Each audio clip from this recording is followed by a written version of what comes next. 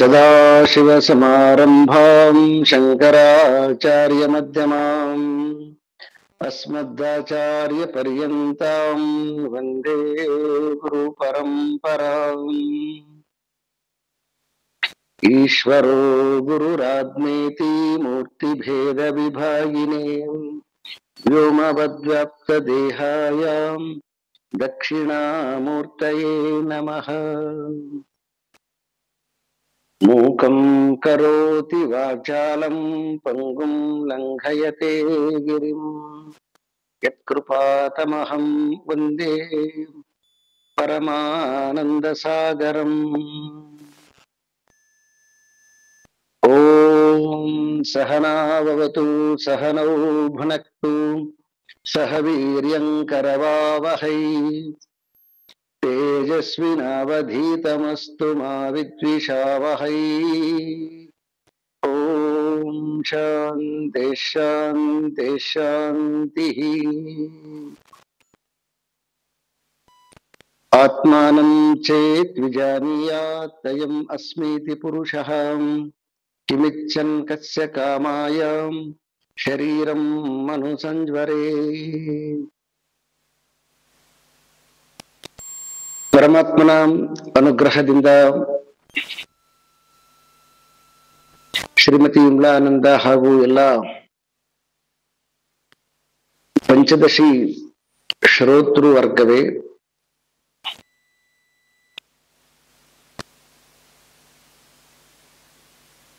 ಆತ್ಮಾನಂ ಚೇತ್ ವಿಜಾನೀಯಾತ್ ಅಯಂ ಅಸ್ಮಿತಿ ವಾಕ್ಯತಃ ಬ್ರಹ್ಮಾತ್ಮ ವ್ಯಕ್ತಿಂ ಉಲ್ಲಿಖ್ಯ ಯೋ ಬೋಧಃ ಸಹ ಅಭಿಧೀಯತೆ. ಶ್ಲೋಕ ನಂಬರ್ 96. ಯಾವಾಗ ಮನುಷ್ಯ ತಾನು ಆತ್ಮಸ್ವರೂಪನೇ ಎನ್ನುವಂತಹ ಜ್ಞಾನವನ್ನ ತಿಳಿತಾನೆ, ಆ ಜ್ಞಾನವನ್ನ ತಿಳಿದ ಮೇಲೆ ಆ ಆತ್ಮವೇ ಪರಮಾತ್ಮ ಎನ್ನುವಂತಹ ಏಕತ್ವ ಜ್ಞಾನ ಬಂದಾಗ, ವ್ಯಷ್ಟಿಯಿಂದ ಸಮಷ್ಟಿ ಜ್ಞಾನ ಬಂದಾಗ, ಘಟಾಕಾಶವೇ ಆಕಾಶ ಎನ್ನುವಂತಹ ಜ್ಞಾನ ಬಂದಾಗ, ಆಗ ಅವನು ಬ್ರಹ್ಮಕ್ಕಿಂತ ತಾನು ಬೇರೆ ಅಲ್ಲ ಎನ್ನುವಂತಹ ಅಹಂ ಬ್ರಹ್ಮಾಸ್ಮಿ ಎನ್ನುವಂತಹ ಬೋಧೆ ಸಹ ಅಭಿಧೀಯತೆ ಅಂತ. ಆ ವ್ಯಕ್ತಿಗೆ ನಾನು ಅಹಂ ಬ್ರಹ್ಮಾಸ್ಮಿ ಎನ್ನುವಂತಹ ವಾಕ್ಯದ ಅಥವಾ ಸ್ವರೂಪದ ಅವನಿಗೆ ಜ್ಞಾನವಾಗುತ್ತೆ. ಸೊ ಈ ಒಂದು ವಾಕ್ಯವನ್ನ ತಾನು ಜೀವ ಎನ್ನುವಂತಹ ಭ್ರಾಂತಿಯನ್ನ ಕಳೆದುಕೊಂಡು ತಾನು ಆತ್ಮಸ್ವರೂಪನೇ, ಆ ಆತ್ಮಸ್ವರೂಪವೇ ಪರಬ್ರಹ್ಮ ಸ್ವರೂಪ ಎನ್ನುವಂತಹ ವಾಕ್ಯಜನ್ಯ ಜ್ಞಾನ, ಯಾರು ಪರಿಶುದ್ಧನಾಗಿದ್ದಾನೆ, ಯಾರಿಗೆ ಅಂತಃಕರಣ ಶುದ್ಧಿಯಾಗಿದೆ, ಸಮಾಧಿ ಷಟ್ಕ ಸಂಪತ್ತಿಯಿಂದ ತಪಸ್ಸಿನಿಂದ ಯಾರು ತನ್ನ ಬುದ್ಧಿಯನ್ನ ಶುದ್ಧ ಮಾಡಿಕೊಂಡಿದ್ದಾನೆ, ಆ ಶುದ್ಧ ಮಾಡಿಕೊಂಡಿರ್ತಕ್ಕಂತಹ ವ್ಯಕ್ತಿಗೆ ವಾಕ್ಯದಿಂದನೇ ಅವನಿಗೆ ಆತ್ಮಜ್ಞಾನವಾಗಿ ಬಿಡ್ತದೆ. ಹಾಗಾಗಿ ಈ ಮಹಾವಾಕ್ಯಗಳು ಆ ಬ್ರಹ್ಮಸ್ವರೂಪವನ್ನ ನಿರ್ಣಯಿಸುವಂತವು. ಸಾಮಾನ್ಯವಾಗಿ ಈ ವಿಚಾರ ಇದು ಅತ್ಯಂತ ಒಂದಿಷ್ಟು ಪ್ರಶ್ನೆಗಳನ್ನ ಹುಟ್ಟು ಹಾಕ್ತಕ್ಕಂತಹದ್ದು. ಈ ಬ್ರಹ್ಮಸೂತ್ರದಲ್ಲಿ ಇದರ ವಾದ ನಡೀತದೆ ಬಹಳ ಚೆನ್ನಾಗಿ. ಆ ಪೂರ್ವ ಪಕ್ಷಿ ಬ್ರಹ್ಮಸೂತ್ರದಲ್ಲಿ ಕೇಳ್ತಾನೆ, ಸೊ ವಾಕ್ಯಗಳಿಂದನೇ ಜ್ಞಾನ ಆಗೋದಾಗಿತ್ತು ಅಂತಂದ್ರೆ ಬೃಹದಾರಣ್ಯಕ ಉಪನಿಷತ್ತು ಶ್ರವಣಕ್ಕೆ ಒಂದೇ ನಿಲ್ಲಿಸ್ಬೇಕಾಗಿತ್ತು. ಯಾಕೆ ಅದು ಮಂತವ್ಯ ನಿಧಿಧ್ಯಾಸಿತವ್ಯ ಅನ್ನುವಂತಹ ವಾಕ್ಯವನ್ನ ಪುನಃ ಮತ್ತೆ ಪ್ರಯೋಗ ಮಾಡಿದೆ ಅಂತ ಅವನು ಪ್ರಶ್ನೆ ಕೇಳ್ತಾನೆ. ಸಾಮಾನ್ಯವಾಗಿ ಎಲ್ಲರಿಗೂ ಬರ್ತಕ್ಕಂತಹ ಪ್ರಶ್ನೆ ಇದು. ವಾಕ್ಯಜನ್ಯ ಜ್ಞಾನ ಅಂತಂದ್ಮೇಲೆ ಹೆಂಗ ಇದು ಮೊಬೈಲ್ ಅಂತ ತಿಳಿದ್ಮೇಲೆ ಮೊಬೈಲ್ ಮೇಲೆ ಹೇಗೆ ಸಂಶಯ ರಹಿತವಾಗಿರ್ತಕ್ಕಂಥದ್ದು ಜ್ಞಾನ ಆಗ್ತದೆ, ಸೊ ಅದೇ ರೀತಿಯಾಗಿ ಆತ್ಮ ಅಂತ ತಿಳಿದ್ಮೇಲೆ ಸೊ ಅವರಿಗೆ ವಾಕ್ಯದ ಜ್ಞಾನ, ಮಹಾವಾಕ್ಯದ ಜ್ಞಾನವೇ ಮುಕ್ತಿ ಅಂತಕ್ಕಂಥದ್ದು. ಮುಕ್ತಿ ಆದ್ಮೇಲೆ ಮತ್ತೆ ಅವನಿಗೆ ಎಂತ ಮನನ ಬೇಕು, ಅವನಿಗೆ ಎಂತ ನಿಧಿಧ್ಯಾಸನ ಬೇಕು ಅನ್ನುವಂತಹ ಪ್ರಶ್ನೆ ಸಾಮಾನ್ಯವಾಗಿ ವಿದ್ವತ್ತು ವಲಯದಲ್ಲಿ ಇದು ಚಿಂತನೆ ಮಾಡ್ತಕ್ಕಂತಹ ಪ್ರಶ್ನೆ. ಸೊ ಅಂತಹ ವಿದ್ವತ್ತು ವಲಯದಲ್ಲಿ ಚಿಂತನೆ ಮಾಡುವಂತಹ ಪ್ರಶ್ನೆಯನ್ನ ಈಗ ಆಧಾರವಾಗಿಟ್ಟುಕೊಂಡು ಇಲ್ಲಿ ಎರಡು ರೀತಿಯಾಗಿರ್ತಕ್ಕಂತಹ ಒಂದು ತಂತ್ರವನ್ನ ವಿದ್ಯಾರಣ್ಯ ಮುನಿಗಳು ನಮಗೆ ತಿಳಿಸಿದ್ದಾರೆ. ಆ ತಂತ್ರದ ವಿಧಾನವನ್ನ ಮುಂದೆ ಆಚಾರ್ಯ ಶಂಕರರ ವಾಕ್ಯದಿಂದ ಅದನ್ನ ಅವರು ತಿಳಿಸ್ತಾ ಹೋಗ್ತಾರೆ. ಸೊ ಇಲ್ಲಿಯವರೆಗೆ ನಾವು ಈ ಮಹಾವಾಕ್ಯದ ಜ್ಞಾನವನ್ನ ಅರ್ಥ ಮಾಡಿಕೊಂಡ್ವಿ. ಈಗ ನಾವು ಪಾಠ ಮಾಡುವವರು, ಪಾಠ ಕೇಳುವವರು ಎಲ್ಲರೂ ಕೂಡ ನಮಗೆ ವಾಕ್ಯ ಜ್ಞಾನವಾಗಿದೆ ಬಿಟ್ರೆ ಆತ್ಮನಿಶ್ಚಯ ಅಥವಾ ಬ್ರಹ್ಮ ನಿಶ್ಚಯ ಸೊ ಇನ್ನೂ ನಿರ್ಣಯಿಸಕ್ಕೆ ಆಗದೇ ಇರತಕ್ಕಂತಹ ವಿಷಯ. ಯಾಕೆ ವಾಕ್ಯಜ್ಞಾನ ಆದ್ಮೇಲೆ ಆಗ್ಬೇಕಲ್ವಾ ಅಂತಕ್ಕಂಥದ್ದನ್ನ ಕೇಳಿದಾಗ,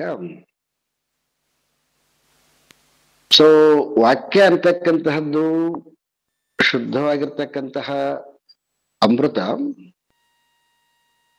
ಆದ್ರೆ ಆ ಅಮೃತವನ್ನ ಧರಿಸುವಂತಹ ಪಾತ್ರೆ ಅಶುದ್ಧವಾಗಿತ್ತು ಅಂತಂದ್ರೆ ಆವಾಗ ಶುದ್ಧವಾಗಿರ್ತಕ್ಕಂತಹದ್ದು ಏನು ಅಮೃತ ಇದೆಯೋ ಅದು ಆ ಅಶುದ್ಧವಾಗಿರ್ತಕ್ಕಂಥ ಪಾತ್ರೆಯಲ್ಲಿ ಶುದ್ಧವಾಗಿ ಬೆಳಗ್ಲಿಕ್ಕೆ ಅಸಾಧ್ಯವಾಗತ್ತೆ. ಹಾಗಾಗಿ ನಮಗೆ ವಾಕ್ಯವನ್ನ ತಿಳಿಸುವಾಗ ಇಸ್ ವೆರಿ ಬ್ಯೂಟಿಫುಲ್ ಆಗಿ ಹೇಳಿದ್ರು. ಒಂದು ಅಂತಃಕರಣ ಸಹಿತ ಮತ್ತು ಅಂತಃಕರಣ ರಹಿತ ಎನ್ನುವಂತಹ ಉಪಾಧಿಯನ್ನ ಹೇಳಿದ್ರು ಅವರು. ಅಂತಃಕರಣ ರಹಿತವಾದ ಶುದ್ಧವಾದ ಉಪಾಧಿ ರೆಡಿಯಾಗಿತ್ತು ಅಂತಂದ್ರೆ ಕೇಳಿದಾಗಲೇ ಹೇಳಬೇಕು ಪರಬ್ರಹ್ಮ ವಿದ್ಯವ ಅಂತ ಶಾಸ್ತ್ರ. ಮತ್ತೆ ಕೇಳಿದಾಗಲೇ ಹೇಳಬಾರದು ಪರಬ್ರಹ್ಮ ವಿದ್ಯವಂತ ಮತ್ತೊಂದು ವಾಕ್ಯ, ಎರಡು ವಾಕ್ಯಗಳು ವಿಧಿವಾಕ್ಯಗಳು. ಅಂದ್ರೆ ಅದರ ಅರ್ಥ ಏನಂತಂದ್ರೆ ಯಾರು ಅಂತಃಕರಣ ಶುದ್ಧಿ ಆಗಿದೆ ಅವರಿಗೆ ಆ ವಾಕ್ಯ ಅವನನ್ನ ಬ್ರಹ್ಮಸ್ವರೂಪನನ್ನಾಗಿ ನಿಶ್ಚಯ ಮಾಡುತ್ತದೆ. ಇನ್ನು ಯಾರು ನಮ್ಮಂತವ್ರು ಇದೀವಿ, ಆ ಬ್ರಹ್ಮ ಸ್ವರೂಪದ ನಿಶ್ಚಯ ಆಗಿಲ್ಲ, ಸೊ ಅಂತಹ ಸಾಧಕರಿಗೆ ಅದರ ಯಾಕೆ ಅದು ನಿಶ್ಚಯ ಆಗೋದಿಲ್ಲ, ದೋಷ ಏನು, ಮತ್ತೆ ಅದನ್ನ ಹೇಗೆ ಪಡ್ಕೊಳ್ಬೇಕು ಅನ್ನುವಂತಹ ವಿಧಾನವನ್ನ ಈಗ ನಮಗೆ ಶಾಸ್ತ್ರಕಾರರು ತಿಳಿಸ್ತಾ ಹೋಗ್ತಾರೆ. ಸೊ ಶ್ಲೋಕ ನಂಬರ್ 97. ಅಸ್ತು ಬೋಧೋ ಪರೋಕ್ಷೋತ್ರ ಮಹಾವಾಕ್ಯಾತ್ ತಥಾಪ್ಯಸೌ ನ ದೃಢ ಶ್ರವಣಾದೀನಾಂ ಆಚಾರ್ಯೈ ಪುನರೀರಣಾತ್. ಅಸ್ತು ಬೋಧಃ ಅಪರೋಕ್ಷ ಅತ್ರ ಮಹಾವಾಕ್ಯಾತ್ ತಥಾ ಅಪಿ ಅಸೌ ನ ದೃಢ ಅಂತಾರೆ ಅವರು. ನ ದೃಢ ಸರಿ, ಮಹಾವಾಕ್ಯದಿಂದ ಈ ಬ್ರಹ್ಮ ಆತ್ಮ ಏಕತ್ವ ವಿಷಯದಲ್ಲಿ ಜ್ಞಾನ ಆದರೂ ಕೂಡ ಅದು ದೃಢವಾಗಿ ನಿಲ್ಲೋದಿಲ್ಲ.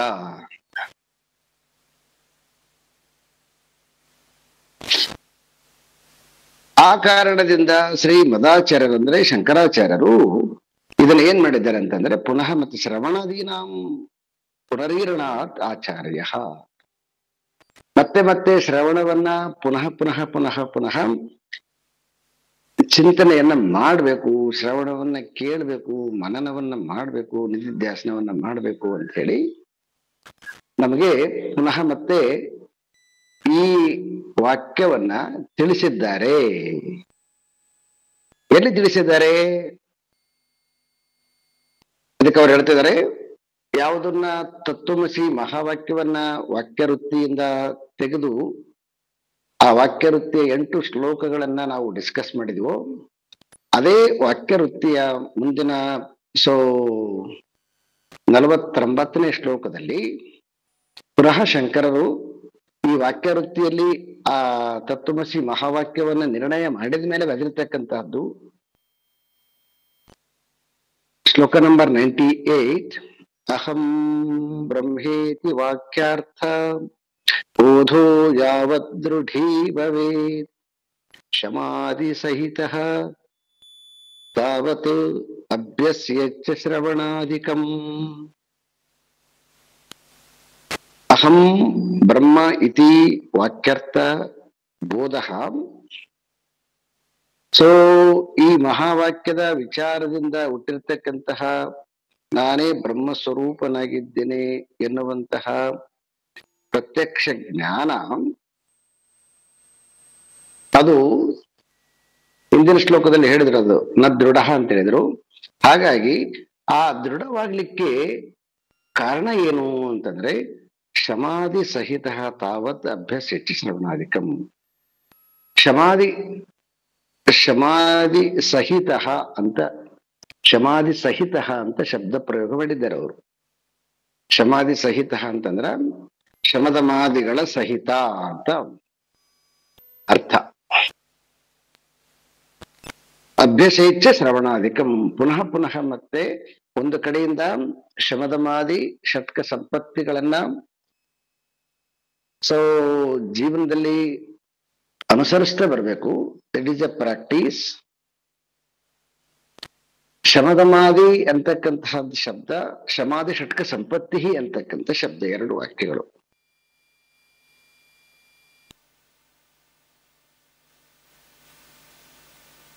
ಸೊ ಇಲ್ಲಿ ಶಮಾದಮಾದಿ ಅಂತಾನೆ ತಗೊಳ್ಳೋಣಂತ.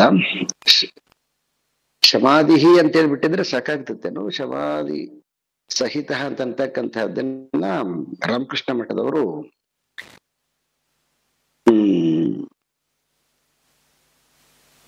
ಸರಿ ಇದೆ. ಶಮದಮ ಉಪರತಿ ತಿತಿಕ್ಷ ಶ್ರದ್ಧಾ ಸಮಾಧಾನ ಅಂತಕ್ಕಂಥದ್ದು ಶಮಾಧ ಷಟ್ಕ ಸಂಪತ್ತಿ. ಶಮದಮ ಅಂತಕ್ಕಂಥದ್ದನ್ನ 2 ಪ್ರಯೋಗ ಮಾಡ್ಯಾರಂತ ಅವ್ರು ಹೇಳಿದ್ದಾರೆ. ಈ ಶಮ ಅಂತಕ್ಕಂಥದ್ದು ಮತ್ತೆ ದಮ ಅಂತಕ್ಕಂಥದ್ದು ಈಗಾಗಲೇ ಯೋಗಶಾಸ್ತ್ರದ ಅನೇಕ ಚಿಂತಕರಿಗೆ ಇಲ್ಲಿ ಗೊತ್ತಿರ್ತಕ್ಕಂಥದ್ದು. ಆದರೂ ಕೆಲವೊಬ್ರು ಯಾರೋ ಒಬ್ರು ಒಂದಿಬ್ರು ಹೊಸಬರು ಇರೋದ್ರಿಂದ ಅವ್ರಿಗೂ ಕೂಡ ತಿಳಿಸಕ್ಕೋಸ್ಕರ ಸಲುವಾಗಿ ಪಾತಂಜಲ ಸೂತ್ರದ ಶಮ ಮತ್ತು ದಮ. ಶಮ ಅಂತಕ್ಕಂಥದ್ದು ಅಂತರಿಂದ್ರಿಯ ನಿಗ್ರಹ, ದಮ ಅಂತಕ್ಕಂಥದ್ದು ಬಹಿರಿಂದ್ರಿಯ ನಿಗ್ರಹ. ಶೌಚ ಸಂತೋಷ ತಪಸ್ವಾಧ್ಯಾಯ ಈಶ್ವರ ಪ್ರಣಿಧಾನಾನಿ ಏತತ್ ಶಮಃ. ಸತ್ಯ ಅಹಿಂಸಾ ಅಸ್ತೇಯ ಬ್ರಹ್ಮಚರ್ಯ ಅಪರಿಗ್ರಹ ಅಂತಕ್ಕಂಥದ್ದು ಇದು ದಮ ಅಂತ. ಸೊ ಈ ಅರ್ಥವನ್ನ, ಈ ಶಮದಮಾದಿ ಅರ್ಥವನ್ನ ಪತಂಜಲಿ ಅವರ ಸೂತ್ರದ ರೀತಿನೇ ಬೇರೆ ಇದೆ ಮತ್ತು ಶಂಕರರ ರೀತಿಯೇ ಬೇರೆ ಇದೆ. ಶಂಕರಾಚಾರ್ಯರು ಇವುಗಳ ಮೇಲೆ ಲಘುವಾಕ್ಯ ವೃತ್ತಿಯಲ್ಲಿ ವಿಶೇಷವಾಗಿರ್ತಕ್ಕಂತಹ ಅರ್ಥವನ್ನು ಬರೆದಿದ್ದಾರೆ. 1-2-3 ಹೇಳಿಬಿಡ್ತೀನಿ ನಿಮಗ. ಈಗ ದಮ ಅಂತಕ್ಕಂಥದ್ದು ಸತ್ಯ ಅಹಿಂಸಾ ಅಸ್ತೇಯ ಬ್ರಹ್ಮಚರ್ಯ ಅಂತಕ್ಕಂಥ ನೋಡಿದ್ವಿ ನಾವು. ಸೊ ಸತ್ಯ ಅಂತಕ್ಕಂತಹದ್ದು ಪಾತಂಜಲ ಸೂತ್ರದಲ್ಲಿ ನಾವು ಮಾತಾಡತಕ್ಕಂತಹದ್ದು ರುಜು ಸತ್ಯವಾಗಿರ್ಬೇಕು ಅಂತ ಹೇಳ್ತಾರೆ ಅವರು. ರುಜುತ್ವ ಇರಬೇಕು. ಆದರೆ ಶಂಕರರ ಹಾಗೆ ಹೇಳೋದಿಲ್ಲ. ಶಂಕರರ ಸತ್ಯವಾಕ್ಯ ಏನಂತಂದ್ರೆ ಆತ್ಮಜ್ಞಾನದಲ್ಲಿ ಸತ್ಯತ್ವ ಬುದ್ಧಿ ಇರಬೇಕು ಅಂತ.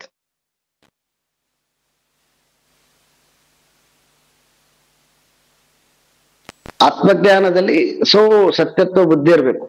ಆ ಸತ್ಯತ್ವ ಬುದ್ಧಿ ಬರೋ ತನಕ ಸತ್ಯವನ್ನ ಪಾಲನೆ ಮಾಡಬೇಕು ಅಂತ. ತುಂಬಾ ಜನಕ್ಕೆ ಪತಂಜಲ ಸೂತ್ರದ ರೀತಿ ಮತ್ತೆ ಶಂಕರರ ಉಪದೇಶದ ರೀತಿ, ಶಬ್ದಗಳು ಸೇಮ್ ಇದಾವ, ಆದರೆ ಅರ್ಥ ಬೇರೆ ಬೇರೆ ಇದಾವ. ಇಲ್ಲಿ ಬಹಳ ಲಾಜಿಕ್ ಅದ. ಯಾಕೆ ಮಾತಾಡ್ತಕ್ಕಂಥದ್ದು ಸತ್ಯವಾಗಿರ್ಬೇಕು ಅಂತಕ್ಕಂತಹ ಪತಂಜಲ ಸೂತ್ರ, ಆ ಪತಂಜಲ ಸೂತ್ರ ವ್ಯಾವಹಾರಿಕ ಜಗತ್ತನ್ನ ಅದು ಸತ್ಯ ಅಂತ ತಿಳ್ಕೊಂಡಿರ್ತಕ್ಕಂಥದ್ದು. ಆಚಾರ್ಯ ಶಂಕರರು ಅದರ ಮೇಲೆ ಅವರಿಗೆ ಒಲವಿಲ್ಲ. ಇರೋದು ಬ್ರಹ್ಮ ಒಂದೇ ಸತ್ಯ ಅಂತಕ್ಕಂಥದ್ದು ಶಂಕರರ ವಾದ. ಹಾಗಾಗಿ ಸತ್ಯತ್ವ ಬುದ್ಧಿ ಎಲ್ಲಿ ಅಂತಂದ್ರೆ ಸತ್ಸ್ವರೂಪನಾಗಿರ್ತಕ್ಕಂತಹ ತತ್ವದಲ್ಲಿ ಸತ್ಯತ್ವ ಬುದ್ಧಿಯನ್ನು ನೆಲೆಸುವಂತಹದ್ದೇ. ಅದು ದೃಢವಾದ ತನಕ ಅದನ್ನ ಪಾಲನೆ ಮಾಡತಕ್ಕಂಥದ್ದು ಸತ್ಯ.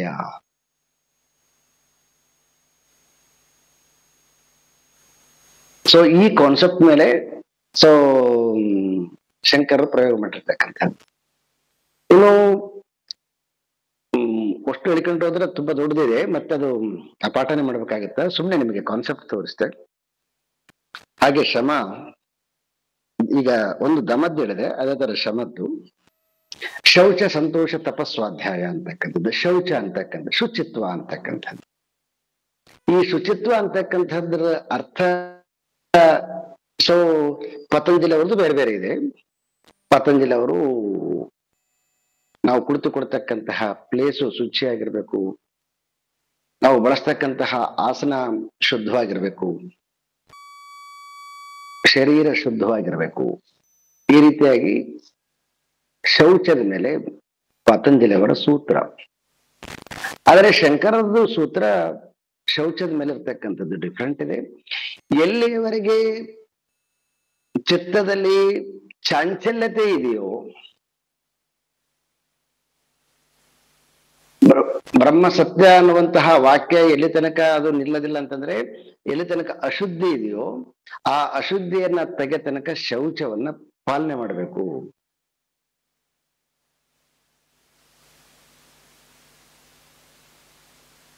It is A beautiful. ನಾವು ಡಿಫ್ರೆನ್ಸಿಯೇಷನ್ ನೋಡ್ಬೋದು ಎರಡ ಕಡೆಗೆ. ತುಂಬಾ ಜನಕ್ಕೆ ಒಂದೇ ಕಾನ್ಸೆಪ್ಟ್ ಅಲ್ಲಿ ಮಾತಾಡ್ಬಿಡ್ತಾರೆ. ಅದಕ್ಕೆ ಲಘುವಾಕ್ಯ ವೃತ್ತಿಯನ್ನು ನೋಡ್ಬೇಕು. ಅದ್ರಾಗ ಅವರು ಕ್ಲೀನ್ ಆಗಿ ಈ ಶಮದಮಗಳಿಗೆ ಅವ್ರದ್ದೇ ಆಗಿರ್ತಕ್ಕಂತಹ ಅರ್ಥ ಬರೆದಿದ್ದಾರೆ. ನಾವು ಅದನ್ನ ಆಕ್ಚುಲಿ ಪಾಠ ಮಾಡಿಲ್ಲ. ಎನಿವೆ, ಪಾಠ ಮಾಡದೇ ಇದ್ರು ಈಗ ಆಲ್ರೆಡಿ ಪಂಚದಶಿ ಒಂದಿಷ್ಟು ನಾಲೆಡ್ಜ್ ಇರೋದ್ರಿಂದ ಒಂದು ಜಸ್ಟ್ ನಿಮಗೆ ಶಮದಲ್ಲಿ ಮತ್ತು ದಮದಲ್ಲಿ ಒಂದು ವಾಕ್ಯದ ಅರ್ಥ ಕೊಟ್ಟಿದ್ದೀನಿ. ಇದೇ ಅರ್ಥದ ಮೇಲೆ ಎಲ್ಲವನ್ನ ಮಾಡ್ಕೊಂತ ಹೋಗ್ಬೇಕು. ಇಡೀ ಎಲ್ಲವನ್ನ ಆತ್ಮನ ಮೇಲೆ ಕೇಂದ್ರೀಕೃತವಾಗಿ ಶಂಕರರು ಪ್ರಯೋಗ ಮಾಡಿದ್ದಾರೆ. ಶಮದಮಗಳನ್ನ ಪತಂಜಲಿ ಅವರು ಬಹಿರ್ಮುಖವಾಗಿರ್ತಕ್ಕಂತಹ ವ್ಯವಸ್ಥೆಗಳ ಮೇಲೆ, ದೇಹದ ಮೇಲೆ ಅವರು ಎಲ್ಲ ಪ್ರಯೋಗ ಮಾಡಿದ್ದಾರೆ. ಇಷ್ಟೇ ವ್ಯತ್ಯಾಸ ನೋಡ್ರಿ. ಅವರ ಕಾನ್ಸೆಪ್ಟು ಇವ್ರ ಕಾನ್ಸೆಪ್ಟ್ಗೆ ಇರ್ತಕ್ಕಂಥದ್ದು ವ್ಯತ್ಯಾಸ. ಮತ್ತೆ ಅವ್ರಿಗೆ ಅದಕ್ಕೆಲ್ಲ ಸಿದ್ಧಿಗಳು ಬರೆದಿದ್ದಾರೆ ಪತಂಜಲಿ ಅವರು. ಇವರು ಅದಕ್ಕೆ ಯಾವುದೇ ತರದ ಸಿದ್ಧಿಗಳು ಬರೆದಿಲ್ಲ. ಯಾಕೆ ಅಂತಂದ್ರೆ ಈ ವ್ಯಾವಹಾರಿಕ ಜಗತ್ತು ಯಾವಾಗಲೂ ಕೂಡ ಅದು ಅಸ್ಥಿರವಾಗಿರ್ತಕ್ಕಂಥದ್ದು ಅನ್ನುವಂಥದ್ದು ಶಂಕರರ ವಾದ. ಇಷ್ಟನ್ನ ತಿಳ್ಕೊಂಡ್ರೆ ಈ ಶ್ರಮದ ಮಾದೆ ಅಂತಕ್ಕಂಥದ್ದು ಅರ್ಥ ಆಗತ್ತೆ ಅಂತ ಅನ್ಕೊಳ್ತದೆ. ಮತ್ತೆ ಇದನ್ನೆಲ್ಲಾನು ಕೂಡ ಮುಂದೆ ವಿದ್ಯಾರಣ್ಯ ಮುನಿಗಳು ಆ ಪಾಠದ ಮಧ್ಯದಲ್ಲಿ ಅವಾಗ ಇದ್ರ ಬಗ್ಗೆ ತಿಳಿಸ್ತಾ ಹೋಗ್ತಾರೆ. ಮತ್ತೆ ಯಾರಾದ್ರೂ ಬೇಕಂತಂದ್ರೆ ಒಂದ್ಸಲ ಅದನ್ನ ಡಿಸ್ಕಸ್ ಕೂಡ ಮಾಡ್ಬೋದು. ಇವತ್ತಿನ ಪಾಠಕ್ಕೆ ಇಷ್ಟು ಸಾಕಂತೆ ನನ್ನ ಅಭಿಪ್ರಾಯ.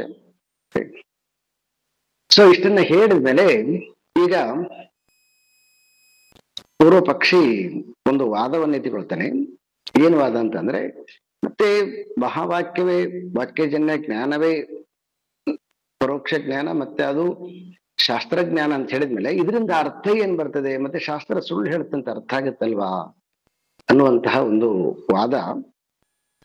ಸೊ ಅದಕ್ಕೆ ವಿದ್ಯಾರಣ್ಯ ಮುನಿಗಳು ಕೊಡ್ತಕ್ಕಂತಹದ್ದು ಒಂದು ವಾಕ್ಯ ಏನಂತಂದ್ರೆ, ಶ್ಲೋಕ ನಂಬರ್ 99, ಬಾಢಂ ಸಂತೀಹಿ ಅದ್ರಾಡ್ಯಸ್ಯ ಹೇತವಃ ಶ್ರುತ್ಯನೇಕದಾ ಅಸಂಭಾವ್ಯತ್ವಂ ಅರ್ಥಸ್ಯ ವಿಪರೀತಾ ಚ ಭಾವನಾ. ಬಾಢಂ ಸಂತಿ, ಹೇ ಸ್ವಲ್ಪ ಸರಿಯಾಗಿ ಕೇಳು. ಈ ದೃಢ ಇಲ್ಲದೆ ಇರ್ತಕ್ಕಂತಹದ್ದು ಕಾರಣ ಹೇತವಃ, ಕಾರಣ ಏನಂತಂದ್ರೆ ಮೊದಲೇದ ಕಾರಣ ಹೇಳ್ತಿದ್ದಾರೆ ಅವರು, ಶ್ರುತಿ ಅನೇಕತಾ ಅಂತ. It's A beautiful word.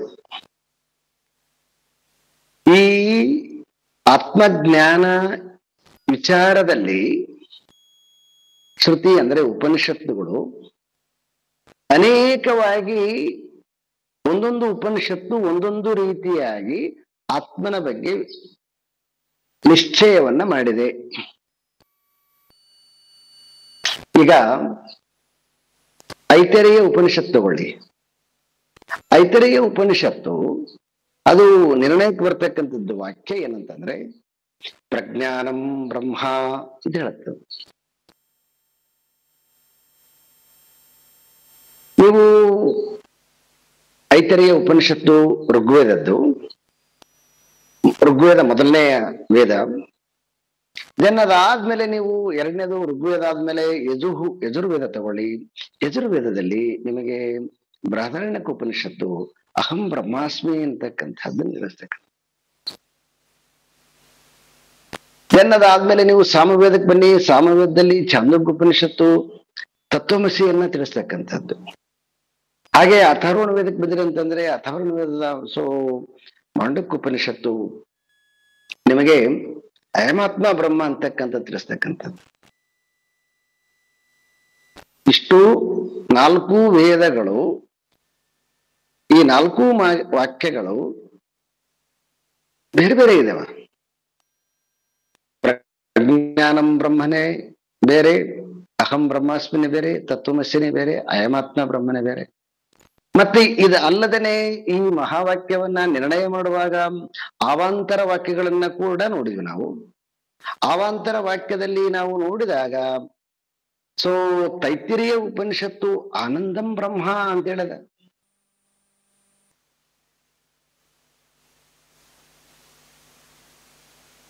ಅದೇ ರೀತಿಯಾಗಿ ಛಾಂದೋಗ್ಯ ಉಪನಿಷತ್ತಿನಲ್ಲಿ ಬೇರೆ ಬೇರೆ ಕಡೆ ಓಂಕಾರವೇ ಬ್ರಹ್ಮ ಅಂತ, ಇನ್ನೊಂದು ಕಡೆಗೆ ಭೂಮವೇ ಬ್ರಹ್ಮ ಅಂತ, ಮತ್ತೆ ಇನ್ನೊಂದು ಕಡೆಗೆ ಅಕ್ಷಿವಿದ್ಯೆ ಅಂತ ಹೇಳ್ಬಿಟ್ಟು ಅಕ್ಷಪುರುಷನ ತಿಳಿತಕ್ಕಂಥದ್ದೇ ಬ್ರಹ್ಮ, ಇನ್ನೊಂದು ಕಡೆಗೆ ಸಾಕ್ಷಿ ಪುರುಷನ ತಿಳಿತಕ್ಕಂಥದ್ದೇ ಬ್ರಹ್ಮ. ಹೀಗೆ ಇನ್ನು ನಾವು ಈಶಾವಾಸ್ಯಕ್ಕೆ ಬಂದ್ಬಿಟ್ಟು ಅಂದ್ರೆ ಈಶಾವಾಸ್ಯಮಿದಂ ಸರ್ವಂ, ಈಶನೇ ಸರ್ವಸ್ವಕ್ಕೆ ಕಾರಣ ಅಂತಕ್ಕಂಥದ್ದು. ಈಶಾ ಅಂತಕ್ಕಂಥದ್ದಿರ್ಬೋದು, ತತ್ ಅಂತಕ್ಕಂಥದ್ದಿರ್ಬೋದು, ಬ್ರಹ್ಮ ಅಂತಕ್ಕಂಥದ್ದಿರ್ಬೋದು, ಪ್ರಜ್ಞಾನ ಅಂತಕ್ಕಂಥದ್ದಿರ್ಬೋದು, ಆನಂದ ಅಂತಕ್ಕಂಥದ್ದಿರ್ಬೋದು, ಸಾಕ್ಷಿ ಅಂತಕ್ಕಂಥದ್ದಿರ್ಬೋದು, ಮತ್ತೆ ಭೂಮ ಅಂತಕ್ಕಂಥದ್ದಿರ್ಬೋದು. ಇವು ಎಲ್ಲವೂ ಕೂಡ ವಾಕ್ಯದ ಅರ್ಥದಿಂದ ಬೇರೆ ಬೇರೆ ಆಗಿರ್ತವೆ.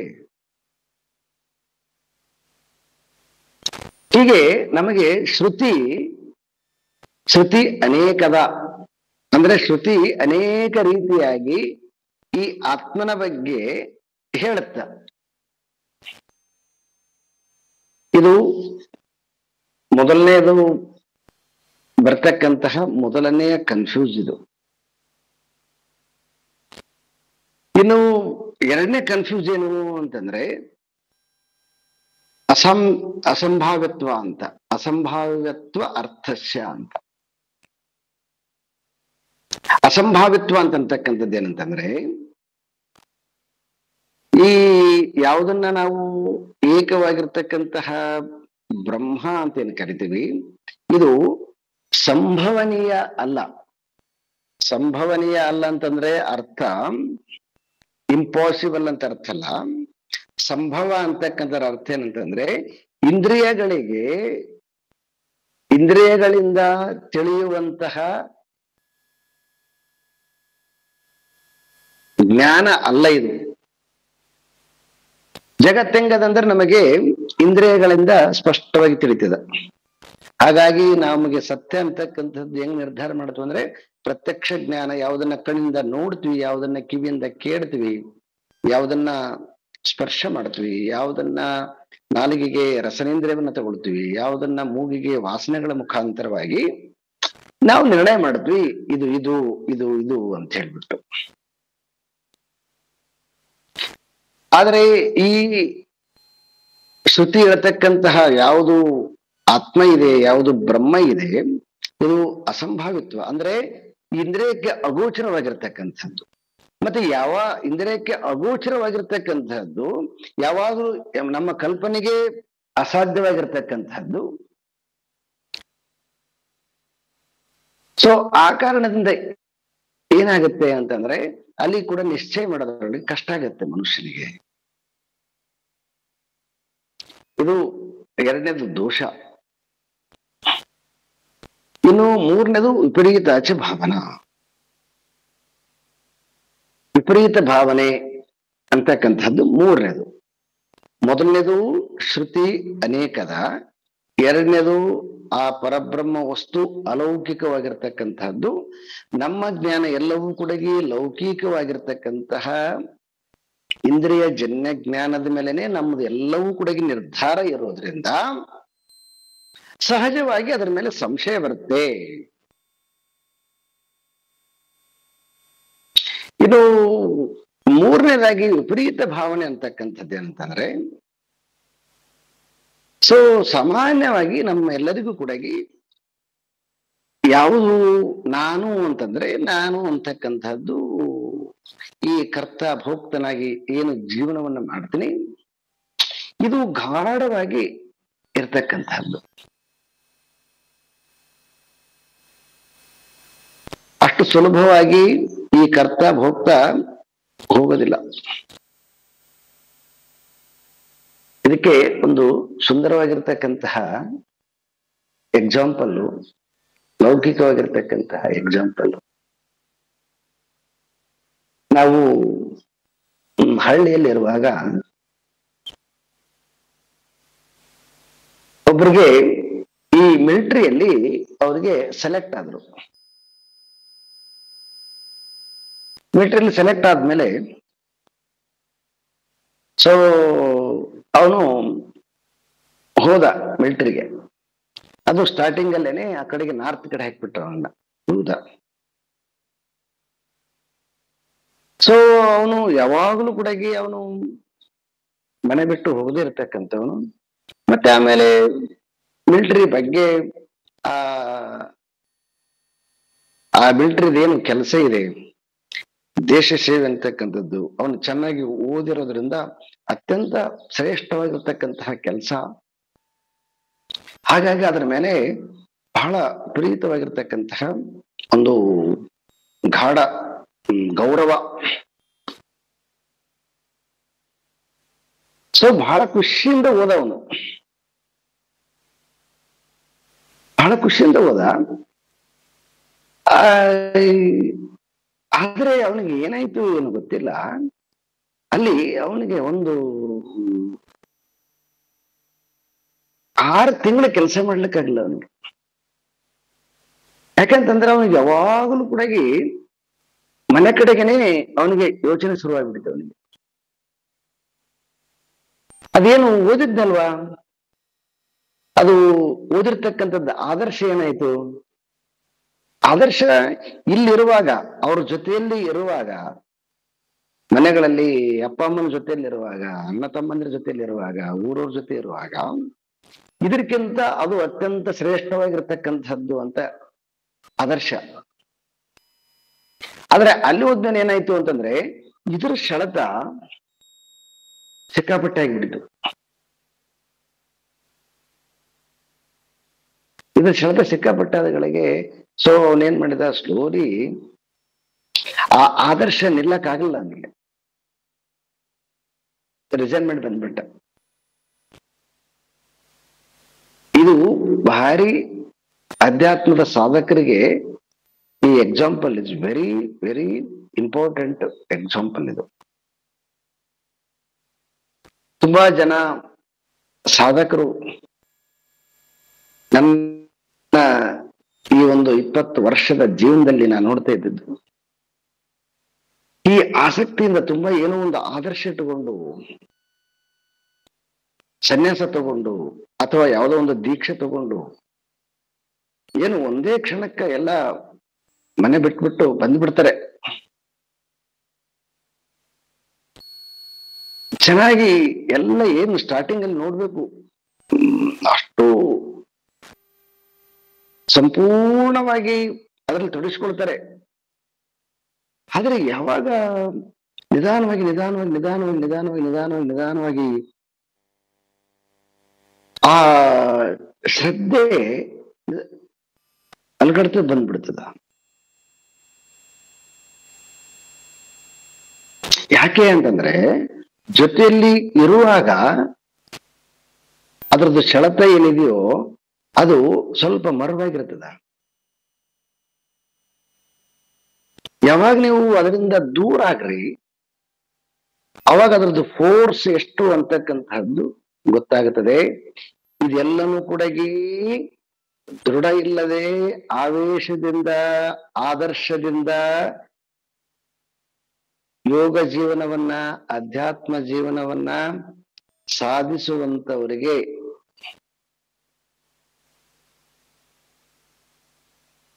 ಒಂದ್ ಪರ್ಸೆಂಟ್ ಜನ ಸಿಗ್ತಾರೆ. ಆತರ ಒಂದ್ಸಲ ಅವರು ಬಂದ್ಬಿಟ್ರಂದ್ರೆ ತಿರುಗಿ ಆ ಕಡೆಗೆ ಅವರಿಗೆ ಥಾಟ್ಸ್ ಬರೋದಿಲ್ಲ.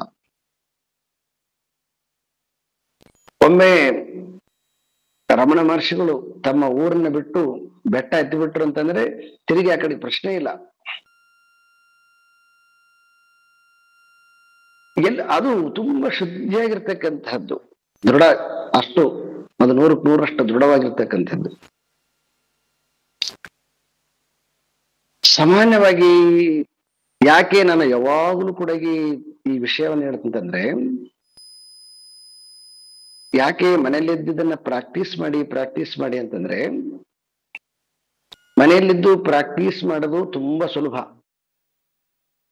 ಅದೇ ನೀವು ಇಂಥ ಅಧ್ಯಾತ್ಮ ಕೇಂದ್ರಗಳು, ಯೋಗ ಕೇಂದ್ರಗಳು ಇಲ್ಲಿ ಬಂದ್ಬಿಟ್ರಂತಂದ್ರೆ, ನಾನು ಇಲ್ಲಿ ನೋಡ್ತಾನೆ ಇರ್ತೀನಿ,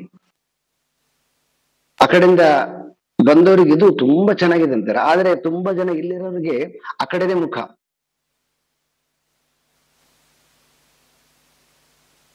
ಬಹಳಷ್ಟು ಜನ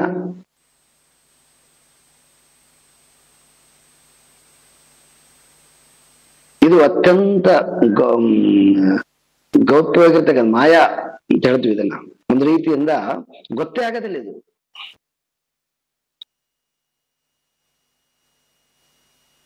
ಸೊ ಯಾಕೆ ಅಂತಂದ್ರೆ, ಒಂದು ಯಾವುದೋ ಒಂದು ತಾತ್ಕಾಲಿಕವಾಗಿರ್ತಕ್ಕಂತಹ ಒಂದು ಆದರ್ಶನು, ಯಾವುದೋ ಒಂದು ನಿಮಿತ್ತ ಮಾತ್ರೇಣ ನಿರ್ಧಾರ ತಗೊಂಡು ಯಾವುದೋ ಜೀವನವನ್ನ ನಾವು ನಿರ್ಧರಿಸಕ, ಅದರಲ್ಲಿ ನೆಲೆ ನಿಲ್ಲಕ ಸಾಧ್ಯ ಇಲ್ಲ.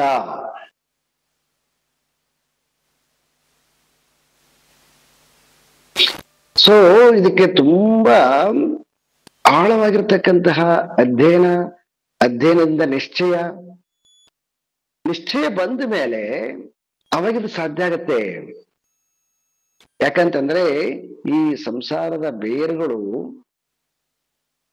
ಎಷ್ಟು ಬೇರುಗಳು,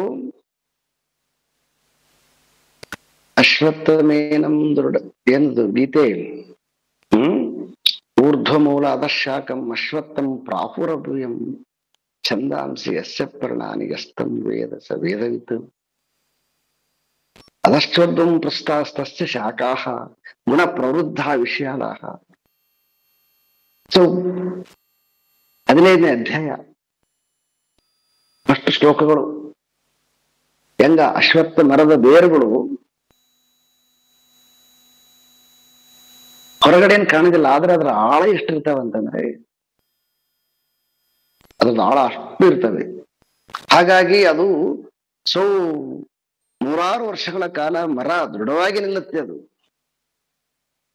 ಹಾಗೆ ಇದು ಜನ್ಮ ಜನ್ಮಾಂತರದಿಂದ ಈ ಸಂಸ್ಕಾರದಿಂದ ತುಂಬಿರ್ತಕ್ಕಂತಹದ್ದು, ಈ ಕರ್ತೃತ್ವ ಭೋಕ್ತೃತ್ವ ನಾನು ನನ್ನದು ಅಂತಕ್ಕಂಥದ್ದು ಬೇರುಗಳು ಪ್ರೀತವಾಗಿದ್ದಾವೆ.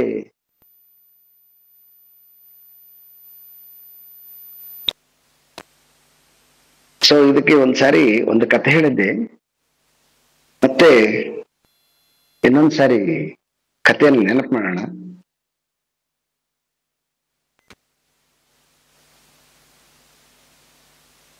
ಕತೆ ಪೂರ್ವ ಭಾಗ ಏನ್ ನೆನಪು ಬರ್ತೇ ಇಲ್ಲ. ಯಾರಂಗ ಮಧ್ಯದಲ್ಲಿ ಸ್ವಲ್ಪ ಕತೆ ಒಂದ್ಸಲ ಹೇಳಿ ನಿಮಗೆ ನೆನಪಿರಬೇಕು. ಪುರಾಣದಲ್ಲಿ, ಭಾಗವತ ಪುರಾಣದಲ್ಲಿ ಕತೆ ಬರುತ್ತಿದೆ. ಸೊ ಅವ್ರ ಹೆಸರು ಯಾರು ಅಂತ ಗೊತ್ತಿಲ್ಲ. ಒಂದ್ಸಾರಿ ಸೊ ಕೃಷ್ಣ ದೋಣಿಯಲ್ಲಿ ಕೂಡಿಸ್ಕೊಂಡು ಕರ್ಕೊಂಡು ಹೋಗ್ತಾನೆ. ಕೃಷ್ಣನೋ ಅಥವಾ ಯಾರೋ ವಸಿಷ್ಠರು ಏನೋ ಒಂದು ಸರಿ ಜ್ಞಾನ ನೆನಪಿಲ್ಲ. ಮುಂದೆ ಕತೆ ಎಲ್ಲ ಆದ್ಮೇಲೆ ನಿಮ್ಗೆ ಯಾರಿಗ ನೆನಪು ಬರ್ಬೋದೇನು, ಆಮೇಲೆ ಕರೆಕ್ಷನ್ ಮಾಡಿ.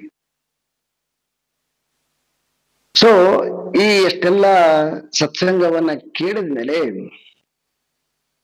ಯಾಕೆ ನನಗೆ ಮೋಕ್ಷ ಆಗ್ತೇ ಇಲ್ಲ ಅಂತ ಹೇಳಿ, ಸೊ ಐ ಥಿಂಕ್ ಇವನು ಯಾರು ಉದ್ಧವನ ಯಾರು ಗೊತ್ತಿಲ್ಲ ಸರಿಯಾಗಿ.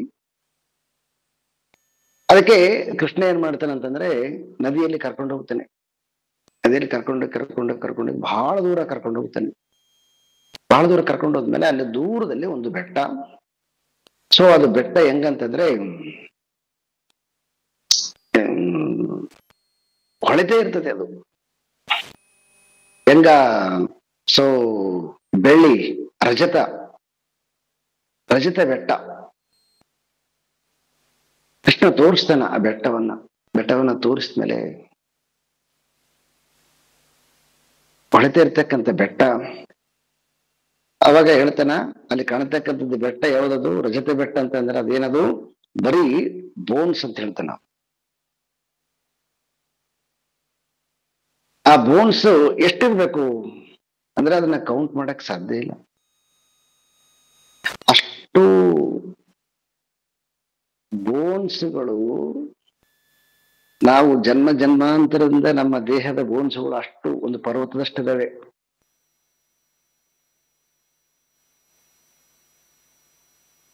ಮತ್ತೆ ಅಷ್ಟು ಬೋನ್ಸ್ಗಳು ಇರ್ಬೇಕಾಗಿತ್ತಂದ್ರೆ ಪ್ರತಿ ಜನ್ಮದಲ್ಲಿ ತಗೊಂಡಿರ್ತಕ್ಕಂತಹ ಸಂಸ್ಕಾರ ಎಷ್ಟು ಗಾಢವಾಗಿರ್ಬೇಕು.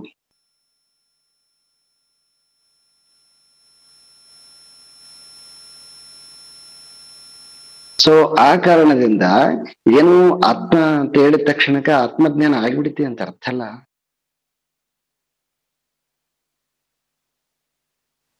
ಇದು ಅನೇಕ ಜನರಿಗೆ ಒಂಥರ ಫ್ಯಾಷನ್ ಆಗಿಬಿಡ್ತದ.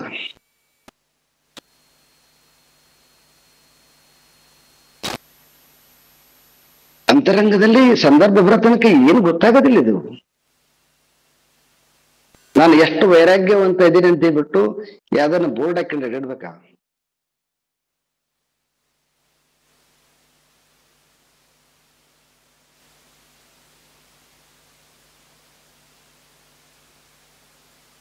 ಯಾಕೆ ಅಂತಂದ್ರೆ ಸಿಚುವೇಶನ್ ಬರೋ ತನಕ ಗೊತ್ತಾಗೋದಿಲ್ಲ. ಹೆಂಗಾದ್ರು ಕಾಯಿಲೆ ಉಲ್ಬಣಗೊಂಡಾಗ ಅವಾಗ ಡಯಾಗ್ನೋಸ್ ಮಾಡ್ತಾರೆ ಡಾಕ್ಟರ್ಸು. ಆ ರೀತಿಯಾಗಿ ನಮ್ಮ ಈ ವೈರಾಗ್ಯ ಅಂತಕ್ಕಂಥದ್ದಾಗ್ಲಿ, ಈ ಜಗತ್ತಿನ ಬಗ್ಗೆ ನಮಗೆ ಉದಾಸೀನತೆ ಆಗ್ಲಿ ಸುಮ್ಮನೆ ಬರೋದಿಲ್ಲ. ಅದು ಎಷ್ಟು ದೃಢವಾಗ್ಬೇಕು ಅಂತಂದ್ರೆ ಅಂತಹ ಬುದ್ಧನೇ ಸ್ವತಃ ತನ್ನ ಜಾತಕ ಕಥೆಗಳನ್ನು ಬರ್ಕೊಂಡಿದ್ದಾನೆ. 500 ಜನ್ಮ ಅಂತ ಬರ್ಕೊಂಡಿದ್ದಾನೆ ಅವನು.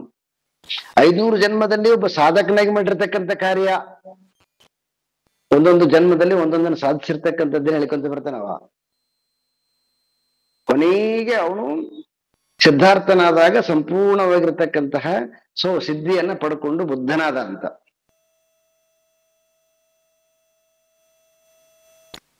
ಸೊ ಹಾಗಾಗಿ ನಮಗೆ ಎಲ್ಲರಿಗೂ ಕೂಡ ಇದು ವಿಪರೀತ ಭಾವನೆ ಏನಿದೆ ಅಲ್ವಾ, ಈ ವಿಪರೀತ ಭಾವನೆ ಇರೋದ್ರಿಂದ ಒಂದೇ ಕ್ಷಣದಲ್ಲಿ ನಾನ್ ಮಾಡಿದ್ದು ಅಂತಕ್ಕಂಥದ್ದು ಬಂದ್ಬಿಡ್ತದೆ ಟಕ್ಕಂತ. ಸೊ ಹಾಗಾಗಿ 3 ಕಾರಣಗಳು, ಶ್ರುತಿಗಳ ವಾಕ್ಯಗಳು ಅನೇಕವಾಗಿರೋದರಿಂದ ಅಲ್ಲಿ ಕೂಡ ನಮಗೆ ನಿಶ್ಚಯ ಮಾಡಕ್ಕಾಗೋದಿಲ್ಲ. ಇನ್ನು ಎರಡನೇದು, ಅದು ಅಲೌಕಿಕವಾಗಿರ್ತಕ್ಕಂತಹ ವಿದ್ಯೆ.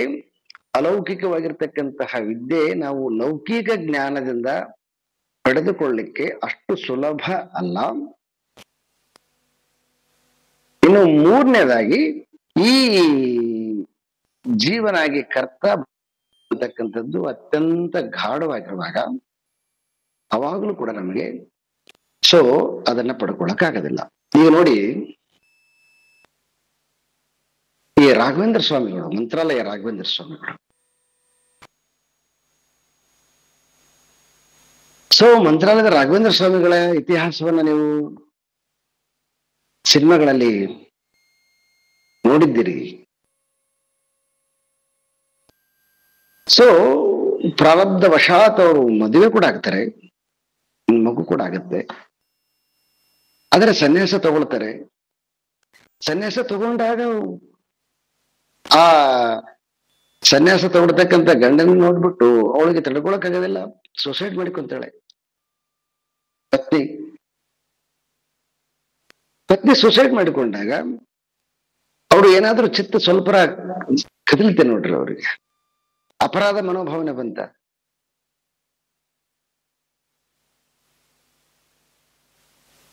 ಒಂದ್ ಸ್ವಲ್ಪನೂ ಬರಲ್ಲ ಅವರಿಗೆ. ಯಾಕಂತಂದ್ರೆ ಪರವಾಗಿರ್ತಕ್ಕಂಥದ್ದಂದ್ರೆ ಅಲೌಕಿಕವಾಗಿರ್ತಕ್ಕಂಥದ್ದು ಪರಿಪೂರ್ಣವಾಗಿರ್ತಕ್ಕಂಥ ಜ್ಞಾನ ಇತ್ತು. ಮತ್ತೆ ಅದು ಕರ್ಮರಿಂದಿದ್ದ ಬಂದಿರತಕ್ಕಂಥದ್ದು, ಅದರದ ಕರ್ಮನೇ ಅಷ್ಟಕ್ಕೆ ಗೊತ್ತಿತ್ತು. ಹೀಗೆ ಆ ಪರಿಪೂರ್ಣವಾಗಿರ್ತಕ್ಕಂತಹ ಜ್ಞಾನ ಇದ್ದಾಗ ಜೀವನದಲ್ಲಿ ಆಗತಕ್ಕಂತಹ ಘಟನೆಗಳು ಜ್ಞಾನಿಯನ್ನ ಅಲ್ಲಾಡಿಸೋದಿಲ್ಲ. ಆದ್ರೆ ಬರೀ ಆ ದೃಢತೆ ಇಲ್ಲದೆ ಬರೀ ಏನೋ ಒಂದಿಷ್ಟು ಓದಿದ ಮಾತ್ರಕ್ಕೆ, ಯಾವುದೋ ಒಂದು ಸಣ್ಣದ ಘಟನೆ ಆದಾಗ ಮೊದಲ ತರ ನಾವು ಅಳೋದಿಲ್ಲ, ಮೊದಲ ತರ ರಿಯಾಕ್ಟ್ ಮಾಡೋದಿಲ್ಲ ಅಂತ ಇಷ್ಟರ ಮಾತ್ರಕ್ಕೆ ನಮಗೆ ಆತ್ಮಜ್ಞಾನ ಆಗಿದೆಯಾ ಅಂತಕ್ಕಂಥದ್ದು ಬಹಳ ದೂರದ ಮಾತಾಗತ್ತೆ. ಇದನ್ನ ಬಹಳ ಚೆನ್ನಾಗಿ, ಬಹಳ ಆಳವಾಗಿ ಇದನ್ನ ತಿಳ್ಕೊಳ್ಬೇಕು. ಇದನ್ನ ಯಾವುದೋ ಒಂದಿಷ್ಟು ಓದಿದ್ಮೇಲೆ, ಒಂದಿಷ್ಟು ಬರದ್ಮೇಲೆ, ಒಂದಿಷ್ಟು ಮಾತಾಡಕ್ ಬಂದ್ಮೇಲೆ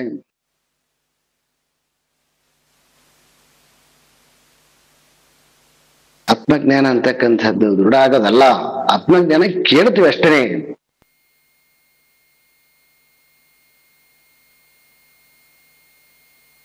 ಸೊ ಈ ಕೇಳ್ತಾ ಅದು ತನ್ನಿಂದ ತಾನೇ ನಮಗೆ ಗೊತ್ತಾಗದಂತೆ ಅದು ನಿರಂತರವಾಗಿ ಒಳಗಡೆಗೆ ಸೊ ಬದಲಾವಣೆ ಅಂತಕ್ಕಂಥದ್ದು ಟ್ರಾನ್ಸ್ಫಾರ್ಮೇಶನ್ ಆಗ್ತಾ ಬರ್ತದೆ.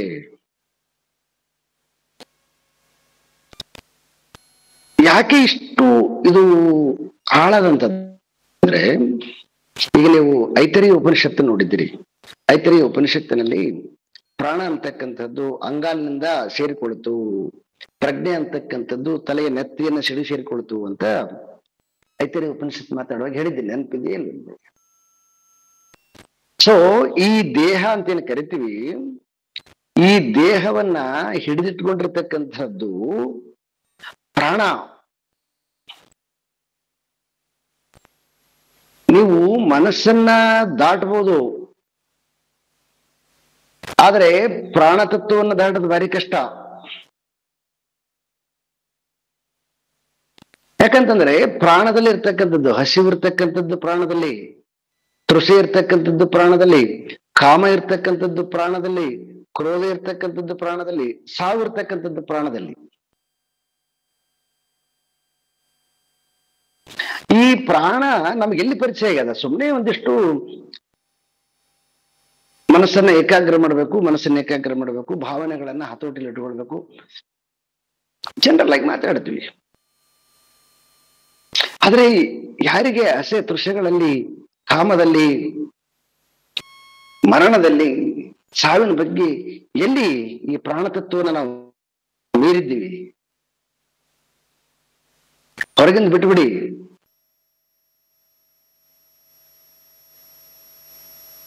ನಮಗಿನ್ನೂ ಅಧ್ಯಾತ್ಮದಲ್ಲಿ ವೈರಾಗ್ಯ ಅಂತಕ್ಕ ಪ್ರಾಣಕ್ಕೆ ನಾವು ಮುಟ್ಟೇ ಇಲ್ಲ. ಇನ್ನು ಬರೀ ಮನೋಸ್ತರದಲ್ಲಿ ಸುಮ್ಮನೆ ಚಿಂತನೆ ಮಾಡ್ತಾ ಇದ್ದೀವಿ.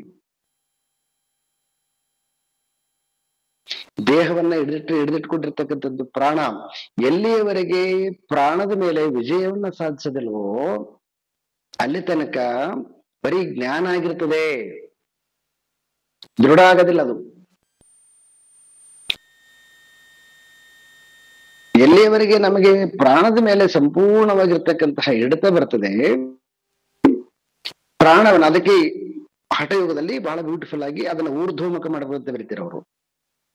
ಅಧೋಮುಖವಾಗಿರ್ತಕ್ಕಂಥ ಪ್ರಾಣಶಕ್ತಿಯನ್ನ ಊರ್ಧ್ವಮುಖ ಮಾಡ್ಬೇಕಂತಾರೆ ಅವರು. ಅಂದ್ರೆ ಇಡೀ ಚಿತ್ತ ಎಲ್ಲವೂ ಕೂಡ ಆತ್ಮನ ಕಡೆಗೆ ಚಲಿಸ್ಬೇಕು. ಚಿತ್ತ ಎಲ್ಲವೂ ಆತ್ಮನ ಕಡೆ ಚಲಿಸ್ಬೇಕು ಅಂತಂದ್ರೆ ಸಂಪೂರ್ಣವಾಗಿ ಟ್ರಾನ್ಸ್ಫಾರ್ಮೇಶನ್ ಆಗ್ಬೇಕು. ಲೈಫ್ ಹೆಂಗ ನಾವು ಒಂದು ಮನೆ ಕಟ್ಟಕ್ಕೋಸ್ಕರನೋ, ಒಂದು ಮದುವೆ ಮಾಡಕ್ಕೋಸ್ಕರನೋ, ಮದುವೆ ಮಾಡ್ಕೊಳ್ಳೋಕ್ಕೋಸ್ಕರನೋ, ಇಲ್ಲ ಮಕ್ಳಿಗೆ ಮದುವೆ ಮಾಡಕ್ಕೋಸ್ಕರನೋ ಹೇಗಿದೆಲ್ಲ ಹಾಗೆ ಇಡೀ ಲೈಫ್ ಎಲ್ಲ ಆತ್ಮನನ್ನ ಸೆಳೆಯಕ್ಕೋಸ್ಕರ ಸಲುವಾಗಿ ನಿರ್ಧಾರಿತ ಆಗ್ಬೇಕಲ್ವಾ? ಅವಾಗ ಈ ಪ್ರಾಣದ ಗುಣಗಳು ಟ್ರಾನ್ಸ್ಫಾರ್ಮೇಶನ್ ಅಂತ ಬರ್ತಾವ.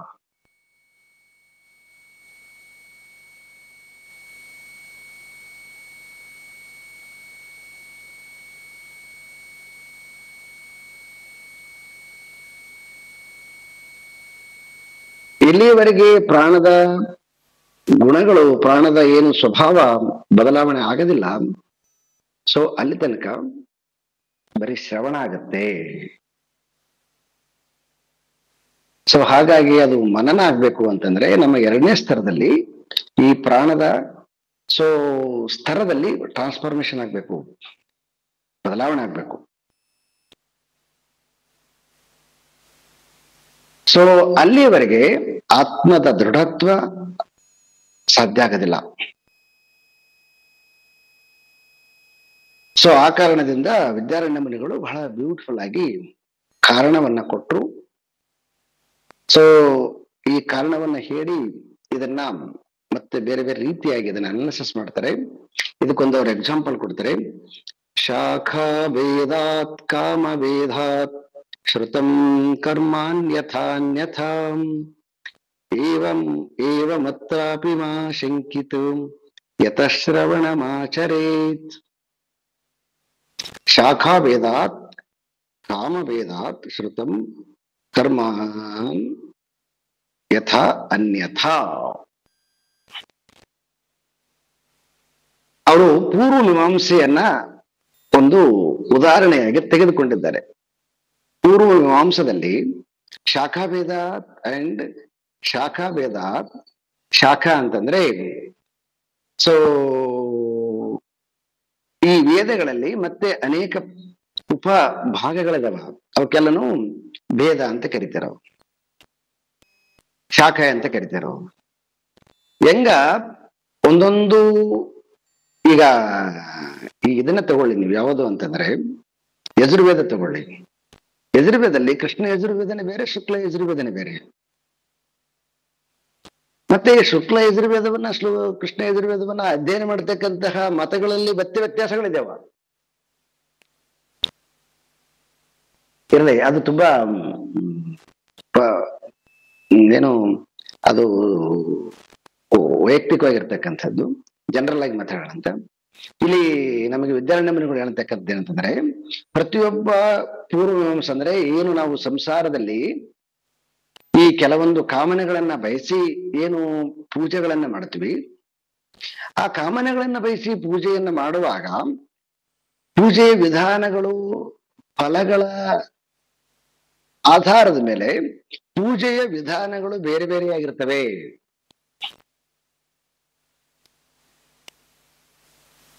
ಅಂದ್ರೆ ನಮ್ಗೆ ಇದನ್ನ ತಿಳಿಸಕ್ಕೋಸ್ಕರ ಸಲುವಾಗಿ ಇದನ್ನ ತಗೊಂಡಿದ್ದಾರೆ ಅವರು.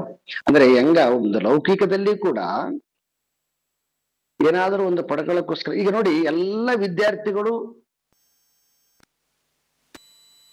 ಎಜುಕೇಶನ್ ಮಾಡ್ತಾ ಇದ್ದಾರೆ. ಆದ್ರೆ ಎಲ್ಲ ವಿದ್ಯಾರ್ಥಿಗಳು ಎಜುಕೇಶನ್ ಮಾಡ್ತಕ್ಕಂಥದ್ದು ಏನು ಆ ಅವರು ಮುಂದೆ ಉದ್ಯೋಗ ಅಂತಕ್ಕಂಥದ್ದಲ್ಲ, ಅದ್ರ ಡಿಫ್ರೆಂಟ್ ಆಗಿದೆ. ಯಾಕಂದ್ರೆ ಮೆಡಿಕಲ್ ಓದೋರ್ದೇ ಉದ್ಯೋಗ ಬೇರೆ ಆಗುತ್ತೆ, ಇಂಜಿನಿಯರಿಂಗ್ ಓದೋರ್ದೇ ಉದ್ಯೋಗ ಬೇರೆ ಆಗುತ್ತೆ, ಬಿಕಾಮ್ ಓದೋರ್ದೇ ಉದ್ಯೋಗ ಬೇರೆ ಆಗುತ್ತೆ, BA ಓದೋರ್ದೇ ಉದ್ಯೋಗ ಬೇರೆ ಆಗುತ್ತೆ. ಹೀಗೆ ಎಜುಕೇಶನ್ ಅಂತಕ್ಕಂಥದ್ದು ಒಂದೇ ಆದ್ರೂ ಕೂಡ ಏನನ್ನ ಓದ್ತಾರ, ಏನನ್ನ ಪಡ್ಕೊಳ್ತಾರ ಅಂತಕ್ಕಂಥ ಹೆಂಗ ಬೇರೆ ಬೇರೆ ಆಗಿದೆಯೋ ಅದೇ ರೀತಿಯಾಗಿ ಈ ಉಪನಿಷತ್ತುಗಳು ಒಂದೊಂದು ರೀತಿಯಾಗಿ ಅವು ಕೊಟ್ಟಿದ್ದಾವೆ. ಅವು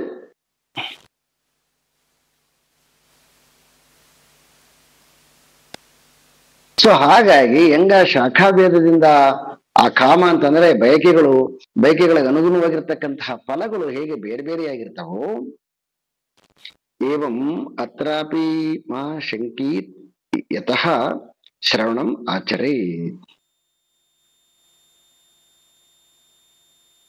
ಅದೇ ರೀತಿಯಾಗಿ ಈ ಉಪನಿಷತ್ತು ಕೂಡ ಸಾಧಕನಿಗೆ ಅನುಗುಣವಾಗಿರ್ತಕ್ಕಂತಹ, ಅವನ ಸ್ವಭಾವಕ್ಕೆ ಅನುಗುಣವಾಗಿ ಇರತಕ್ಕಂತಹ ರೀತಿಯಲ್ಲಿ ಅನೇಕ ರೀತಿಯಾಗಿ ವ್ಯಾಖ್ಯಾನಗಳನ್ನ ಮಾಡಿದ್ದಾರೆ. ಹೆಂಗ ಪೂರ್ವ ಮೀಮಾಂಸದಲ್ಲಿ ಕರ್ಮ ಫಲಗಳಿಗೆ ಅನುಗುಣವಾಗಿರ್ತಕ್ಕಂಥ ಆಚರಣೆಗಳು ಭಿನ್ನ ಭಿನ್ನವಾಗಿದವೋ, ಅದೇ ರೀತಿಯಾಗಿ ಉಪನಿಷತ್ತುಗಳು ಆ ಕೇಳುವಂತಹ ಶಿಷ್ಯನ ಜಿಜ್ಞಾಸುವಿಗೆ ಅನುಗುಣವಾಗಿ ಬೇರೆ ಬೇರೆ ರೀತಿಯಾಗಿದ್ದಾವೆ. ಸೊ ಅಂದ್ರೆ ಬೇರೆ ಬೇರೆ ರೀತಿಯಾಗಿದ್ದಾವೆ ಅಂದ್ರೆ ಬೇರೆ ಬೇರೆ ರೀತಿಯಾಗಿರ್ತಕ್ಕಂಥದ್ದು ಆತ್ಮ ದರ್ಶನವ ಅಂತ ಕೇಳಿದ್ರೆ ಹಾಗಲ್ಲ. ಹೆಂಗ ಎಲ್ಲಾ ವಿದ್ಯಾರ್ಥಿಗಳು ಓದಿ ಉದ್ಯೋಗವನ್ನ ಪಡೆದುಕೊಂಡ ಮೇಲೆ ಎಲ್ಲವೂ ಕೂಡ ಹೆಂಗ ಹರ್ನಿಂಗ್ ಒಂದೇ ಇರ್ತದೋ, ದುಡ್ಡು ಅಂತಕ್ಕಂಥದ್ದು ಒಂದೇ ಇರ್ತದೋ, ಅದೇ ರೀತಿಯಾಗಿ ಬೇರೆ ಬೇರೆ ರೀತಿಯಾಗಿರ್ತಕ್ಕಂಥದ್ದು ಕೂಡ ಇದು ಆ ಫಲ ಆನಂದ ಅಂತಕ್ಕಂಥದ್ದು ಒಂದೇ ರೀತಿಯಾಗಿರ್ತಕ್ಕಂಥದ್ದು. ಇನ್ನೂ ಅದು ಮುಂದೆ ಬಂದಾಗ ಡಿಸ್ಕಸ್ ಮಾಡೋಣ ಅಂತ, ಅದನ್ನ ಬೇರೆ ಬೇರೆ ರೀತಿಯಾಗಿ ಹೇಳ್ತಾರೆ ಅವರು. ಮತ್ತೆ ಇಷ್ಟೇ ವಾಕ್ಯಕ್ಕೆ ನಿರ್ಣಯ ಮಾಡಬಾರ್ದು ಯಾವಾಗಲೂ ಕೂಡ. ಇದು ತುಂಬಾ ಬಹಳ ಡೀಪ್ ಆಗಿರ್ತಕ್ಕಂಥ ಸಬ್ಜೆಕ್ಟು. ಆತ್ಮಜ್ಞಾನ ಎಲ್ಲರಿಗೆ ತುಂಬಾ ಜನಕ್ಕೆ ಕನ್ಫ್ಯೂಸ್ ಇದು. ಆನಂದ ಅಂದ್ರೆ ಒಂದೇನಾ?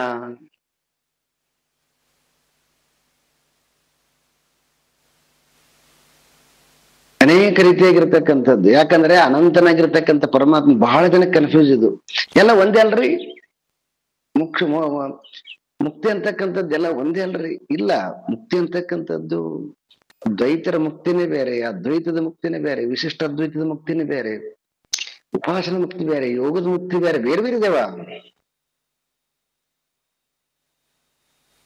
ಅವು. ನಾವು ಎಷ್ಟೆಷ್ಟು ಡೀಪ್ ಆಗಿ ಅದನ್ನ ತಿಳಿತಾ ಹೋಗ್ತೀವಿ ಅಷ್ಟೆಷ್ಟು ಅವು ದರ್ಶನ ಆಗ್ತವೆ. ಯಾಕಂತಂದ್ರೆ ಆನಂದ ಅಂತಕ್ಕಂಥದ್ದು ಅನಂತವಾಗಿರ್ತಕ್ಕಂಥದ್ದು, ಅನಂತ ರೀತಿಯಾಗಿರ್ತಕ್ಕಂಥದ್ದು ಇದೆ. ಅದು ನಮಗೆ ಜ್ಞಾನ ಇರ್ಲಾರದೆ ಸುಮ್ಮನೆ ನಮ್ಮದೇ ಆಗಿರ್ತಕ್ಕಂಥ ಒಂದು ಚಿಕ್ಕದ ನಾಲೆಡ್ಜ್ ಅಲ್ಲಿ ನಿರ್ಧಾರಕ್ಕೆ ಬರಬಾರದು ಯಾವುದನ್ನ. ಇದೊಂದು ಅನ್ವೇಷಣೆ ಇದು. ಸೊ ಹಾಗಾಗಿ ಆ ವಿದ್ಯಾರ್ಥಿಗೆ ಅನುಗುಣವಾಗಿ ಬೇರೆ ಬೇರೆ ರೀತಿಯಾಗಿರ್ತಕ್ಕಂಥದ್ದು ವಿಧಿ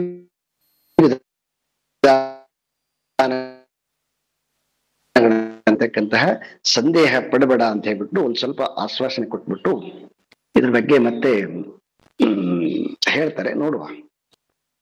ಓಂ ಪೂರ್ಣಮದಃ ಪೂರ್ಣಮಿದಂ ಪೂರ್ಣಾತ್ ಪೂರ್ಣಮುದಚ್ಯತೆ ಪೂರ್ಣಸ್ಯ ಪೂರ್ಣಮಾದಾಯ ಪೂರ್ಣಮೇವಾವಶಿಷ್ಯತೆ.